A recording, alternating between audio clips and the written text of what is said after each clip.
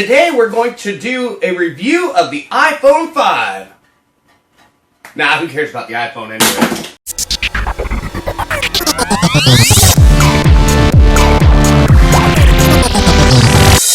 Hi there, Adam here. Today we're going to do an XDA unboxing and teardown of the X909 Oppo Find 5. Now I really want to thank Oppo for allowing me to be part of their pre-release review program. I'm honored to be a part of that. This thing comes with a Qualcomm Snapdragon processor, quad-core, 2 gigs of memory, and a 1080 display. The specs on this are ridiculous. So let's get started. This box is gigantic. Let's bust open the seal here.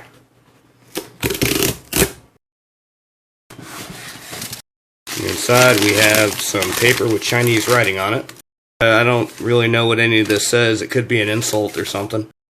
I find it interesting that they would actually pack that entire box and seal it, and then have this little tiny box inside of it. So here we have the actual box, the Oppo Find 5, and let's open it up, see what's inside. Now this feels like, yep, this is a magnetic box, and in here we have the Oppo Find 5. And here we have an inspected by number 3 tag in Chinese, a advertisement for some services. We have a SIM insertion tool, user's manual, a card in Chinese, and a couple of NFC tags. Here we have the micro USB cable. This is a neat packaging for a micro USB cable. We got the headphone cables, a standard 4-pole headphone with a button and a microphone. This is a 5-volt, 1000 milliamp charger. So here we have the Oppo Find 5. You'll notice here we have a dual flash and a camera. There is a micro USB port on the bottom, volume up and down on the right side of the device, and power on the left side of the device. About the same configuration as you'll find on most Samsungs. The headphone jack is on the top, which makes it good for sticking into your pocket and listening to some music if you want to. So let's turn it on. Now usually I don't do this, but what I'm going to do is I'm going to remove the screen protector because it has some large areas that you can't view through. Alright, and now this display on here is very, very high quality.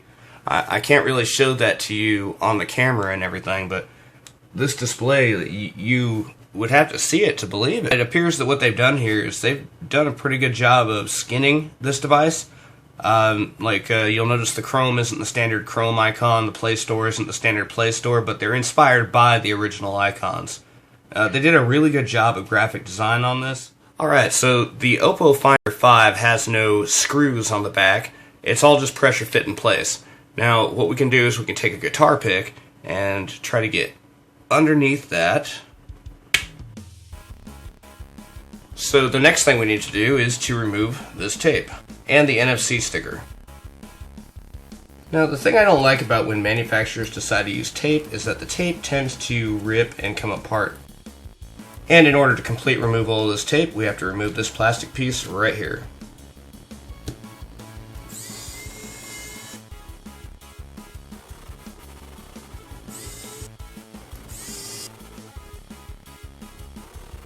And here we have the NFC. And now we can disconnect the battery. This is a 3.8 volt, 2500 milliamp hour battery. Alright, so next we'll continue removing these screws.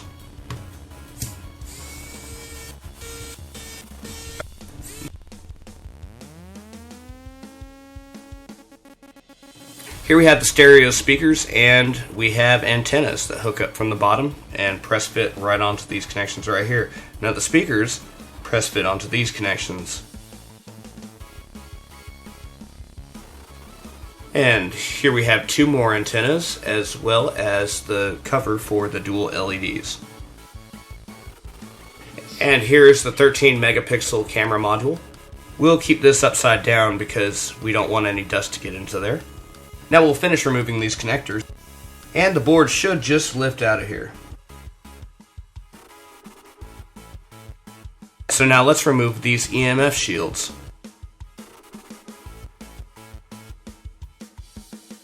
And here's a close-up of the board for you guys. Now, one of the first things I'm noticing about this board is that there isn't much conformal coating on all the chips surrounding the main processor unit. The main processor, while you can't really see it, is right under here. Now, according to some of the guys on Google+,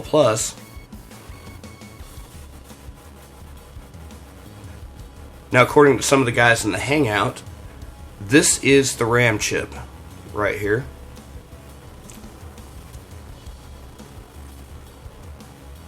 Now, according to some of the guys in the Hangout, this right here is the 2 GB RAM chip.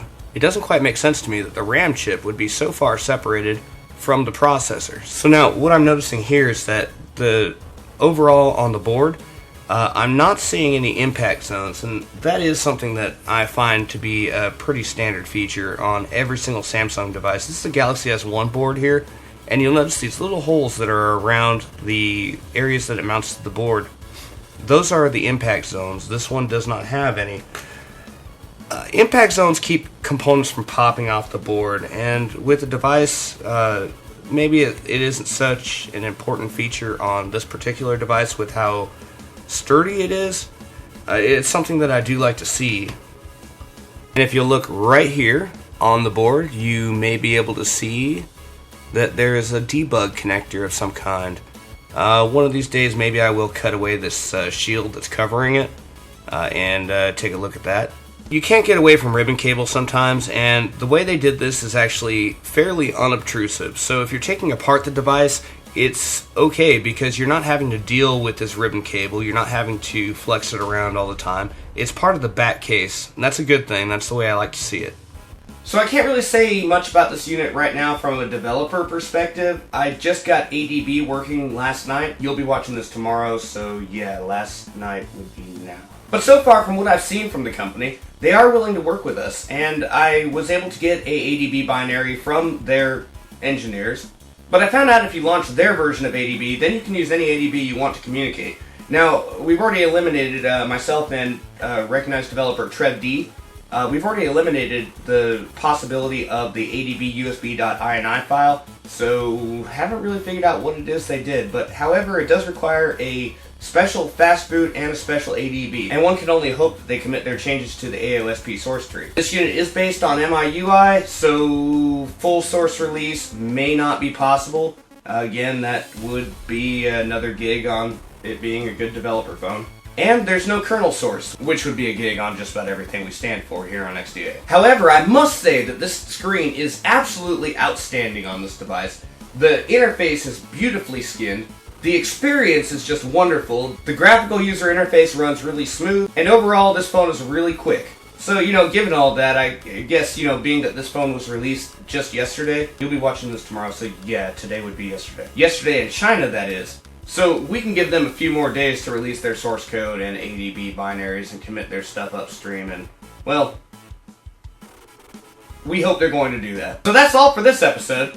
Don't forget to subscribe to this YouTube channel and add me to your circles on Google+. Go to plus.adamoutler.com. Until next time, wait, did I hack anything? Yeah, that's right. Hack on!